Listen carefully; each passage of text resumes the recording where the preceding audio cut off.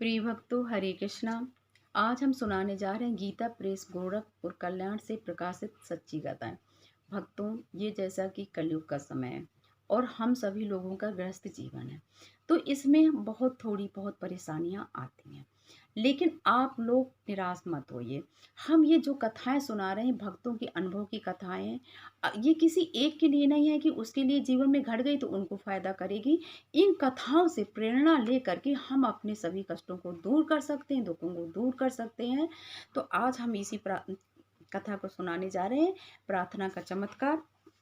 इनको एक श्रीमती केसी देवी जी ने लिख के भेजा, जो उनके जीवन के ऊपर गुजरा है। अब हम आपको सुना रहे हैं प्रार्थना का चमत्कार।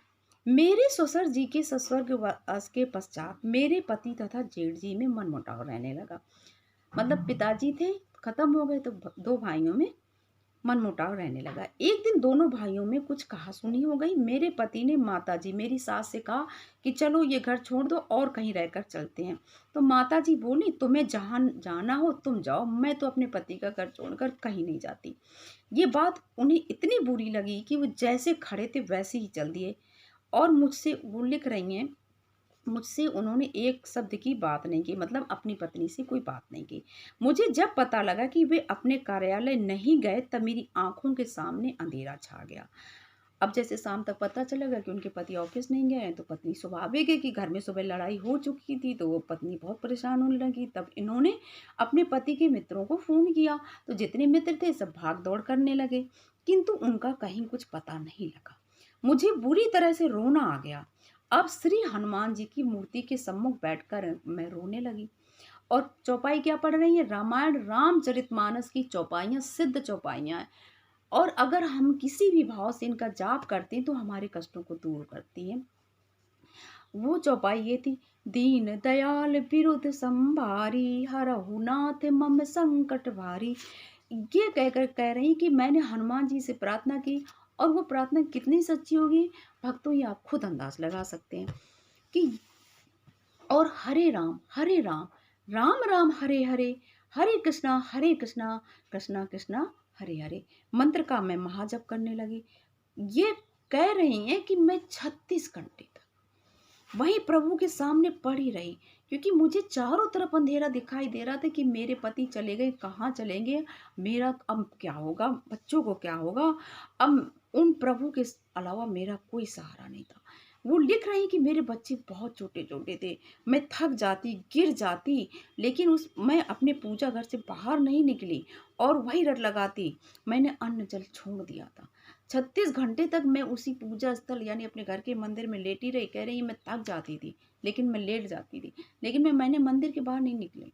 मैंने हनुमान जी के चरण पकड़ लिए कि मेरा क्या होगा। और बच्चे भी बहुत छोटे थे। अब बस दीन दयाल बिरध संभारी, करुणा सागर प्रभु ने मेरे मुझ अबला की पुकार सुन ली। 36 घंटे बाद हरिद्वार से पति देव का तार आया कि वे आ रहे हैं। जब उनके पति का तार आ गया, तब कहती मैंने जलपान किया। श्री हनुमान जी की कृपा देखिए। पति देव को अब वो जब पति देव आए तो बातें बताएं, तो लिख रहे हैं कि पति देव को लक्सर स्टेशन पर एक बूढ़े सरदार जी मिले। उन्होंने इनको उदास देखकर पूछा और स्वयं अपना संदेह प्रकट किया। लगता है कि तुम घर से भागकर लड़ झगड़ कर आए हो, तुम्हारे पास कोई सामान भी नहीं है, क्या बात है? अब पतिदेव कहते मुझे सच बात बतानी पड़ी। वे सरदार जी उन्हें हरिद्वार ले गए, गंगा स्नान कराया। उन्होंने ही तार भिजवाया था सरदार जी ने। उन्होंने ही रास्ते का, यहाँ तक कि किराया भी नहीं ले गए थे, उन्होंने रास्ते का किराया देकर इन्हें घर भेजा। घर आकर पति देव ने सरदार जी का रुपया वापस भेज दिया। ये देखिए प्रभु की कृपा है। सरदार जी प्रभु की प्रेरणा से ही मिले।